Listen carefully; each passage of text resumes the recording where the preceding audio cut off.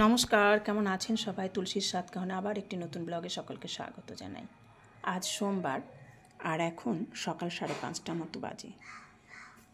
যেহেতু আমার সকালে স্কুল, তাই ঘুম থেকে উঠেই প্রথমে ভাত চাপিয়ে দিই।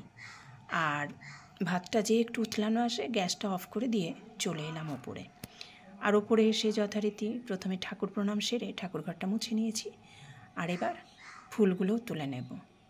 রাতের বেলা যেহেতু বৃষ্টি হয়েছে, তাই একটু জল বেঁধেও রয়েছে। চলুন এবার নিচে যাই, নিচে গিয়ে চা করি। আর সেই ফাঁকে শাড়িটাও পরে নিয়েছি।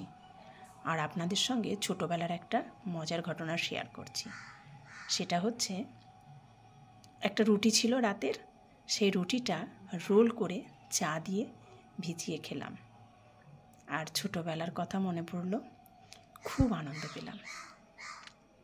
আপনারা কে কে এইভাবে খেয়েছেন অবশ্যই কমেন্ট করে একটু জানাবেন। চলুন এবার স্কুলের দিকে হাঁটি। স্কুলেও পৌঁছে গেছি।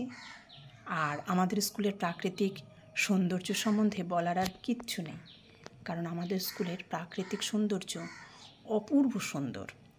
আজকে আকাশটা মেঘলা, তাই একটু অন্ধকারাচ্ছন্ন হয়ে রয়েছে। দেখেছেন ফুলের রঙগুলো কি অপূর্ব না? আর এই যে হচ্ছে আমাদের আরিশবাবু, কাদনরাম। দেখুন চারিদিকের হাওয়া দিচ্ছে আর গাছগুলো দুলছে, মনে হচ্ছে যেন কথা বলছে। স্কুলের মাঠে জলও খানিকটা জমে রয়েছে। যাই হোক, আর এই যে হচ্ছে আমাদের স্কুলের টিচাররা। আর আমাদের স্কুলের একটা বিশেষত্ব, সেটা হচ্ছে আমাদের স্কুলের টিচাররা পালা করে স্কুল শুরুর আগে, অর্থাৎ বাচ্চারা যখন স্কুলে ঢোকে তখন কয়েকজন টিচার ডিউটি করেন। অর্থাৎ বাচ্চারা মারামারি করে, দুষ্টুমি করে, কেউ পড়ে যায়, তাদের দেখভালের জন্যে আমাদের এই সিস্টেমটা করা হয়েছে।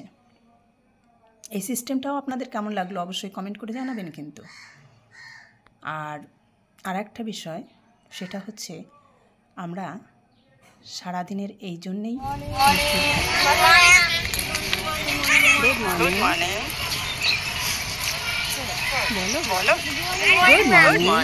এই সেই কথাগুলো, অর্থাৎ বাচ্চারা যখন স্কুলে ঢোকে আর টিচারদের সঙ্গে যে শুভেচ্ছা বিনিময়, এটা আমাদের সারা দিনের বিশেষ প্রাপ্তি। মনে হয় যেন এই জন্যেই আমরা স্কুলে আসি। আর ওরাও এত সুন্দর করে বলে, আমাদের মন ভরে যায়। যাই হোক, দেখুন বৃষ্টি হয়েছে রাতে, আকাশটা মেঘলা, তবুও ওরা ঠিক স্কুলে চলে এসছে। কারণ স্কুলে আসলে পড়ার মাঝে যে দুষ্টুমিটা করা যায়, সেটা বাড়ি থাকলে করা যায় না। আর আমাদেরও ওরা না আসলে ভালো লাগে না। এই হচ্ছে আমাদের আরিশবাবু, কাদনরাম। ইনি শুধুই কাঁদেন।